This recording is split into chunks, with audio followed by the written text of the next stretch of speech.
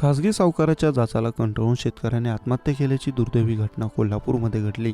कोल्हापूरच्या शिरोळ तालुक्यामधील ही घटना आहे.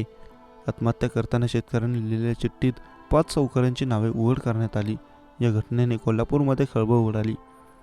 याबाबत सविस्तर माहिती अशी की खासगी सावकाराच्या जाचाला कंटाळून कोल्हापूरच्या शिरोळ तालुक्यातील शेडशाळ इथल्या शेतकऱ्यांनी गळफास घेऊन आत्महत्या केल्याची घटना घडली.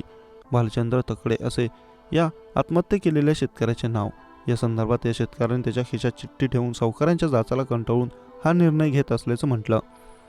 भालचंद्र तडके यांनी शेतीकरिता काही सावकारांकडून व्याजाने पैसे घेतले होते.